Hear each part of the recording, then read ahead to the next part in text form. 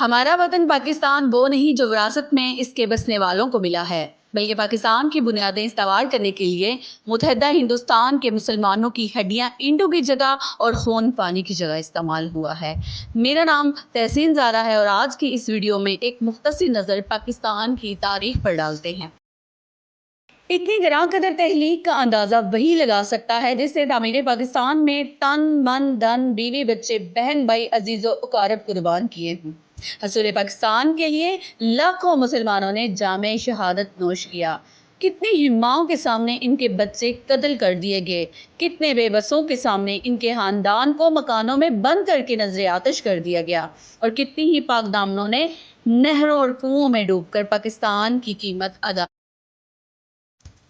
پاکستان کی وادیاں اپنے اندر فردوس کی رعنائیاں لیے ہوئے ہیں اور ہرے بھرے وسیع عریض کھیت سونا گل رہے ہیں۔ آج ہمیں آزادی کا ہر سامان مہیا ہے، مگر یہ نہ بھولیں کہ اس میں سر سید کی نگاہ دوربین، اقبال کے افکار اور قائد اعظم کی جد مسلسل اور دوسرے اکابرین کا اثار بھی شامل ہے، اور ایسا کرنے کا مقصد تھا ایک آزاد خود مختار اسلامی مملکت کا حصول۔ 14 اگست 1947 یہ وہ مبارک دن تھا جس دن پاکستان معجزے وجود میں آیا۔ مسلمانوں کے اتفاق اور قائد اعظم کے خلوص کی وجہ سے یہ عظیم سلطنت وجود میں آئی۔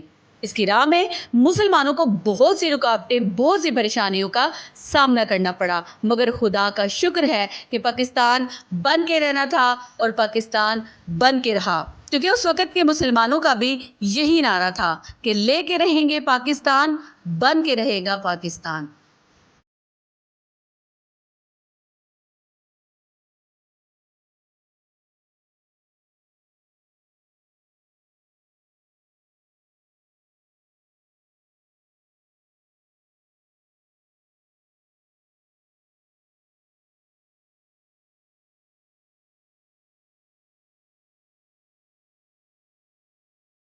آج قدرت نے پاکستان کو ہر نعمت سے نوازا ہے۔ ہم نے تجارتی، صنعتی اور زرعی میدانوں میں خوب ترقی حاصل کی ہے۔ الحمدللہ آج کا پاکستان ایک ایٹمی قوت ہے، اور ارشد ندیم جیسے نوجوان ہمارے ملک کا نام روشن کر رہے ہیں۔ آخر میں آپ سے یہی کہنا چاہوں گی کہ مشکلات سے لڑ کر لیے ہوئے اس وطن عزیز کی قدر کریں، اپنی آزادی کی حفاظت کریں، آپ کو ہی اب قوم کا مستقبل سنوارنا ہے۔ اللہ کا میرا حامی و ناصر ہو۔ پاکستان زندہ باد۔